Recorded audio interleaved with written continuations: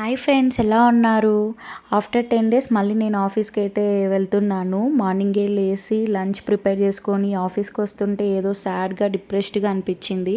But లోపలికి రాగానే చాలా అంటే చాలా ప్లెజెంట్గా అనిపించింది. ఇక్కడున్న అట్మాస్ఫియర్ అలాంటిది, చాలా ప్లెజెంట్గా ఉంటుంది క్లైమేట్. అండ్ ఈరోజు వర్షం కూడా పడుతుంది, చూసారా?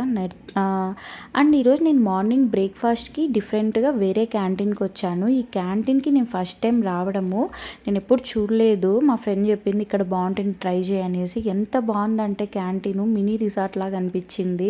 స్విమ్మింగ్ పూల్, అందరు ఇక్కడ ఫోటోలు తీసుకుంటున్నారు వచ్చి. చాలా సినిమాటిక్ వైబ్ అనిపించింది ఇక్కడికి రాగానే.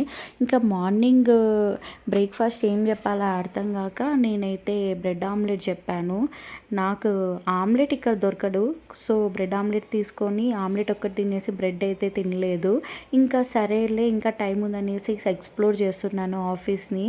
ఇంకా క్యాంటీన్ నుంచి 10 మినిట్స్ నడవగానే నాకు ఇంకో క్యాంటీన్ కనపడింది. చెప్పాను కదా మా ఆఫీస్లో 7 to 8 క్యాంటీన్స్ ఉంటాయని. ఈ క్యాంటీన్లో అయితే అన్నీ నాన్ వెజే ఉంటాయంట. Eggs, fish, prawns, mutton, chicken అన్నీ ఉంటాయంట ఆఫ్టర్నూన్ అయితే.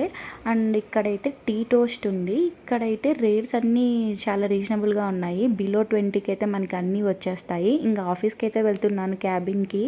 మా బిల్డింగ్కి వెళ్ళే దానిలో అయితే ఇలా health and glow, more, juice shop, gym, ICICI bank, health and glow, refreshment rooms for gents and women అన్నిటికీ ఉన్నాయి. ఇంకైతే లంచ్ అయితే అన్నం, చింతాకు పప్పు.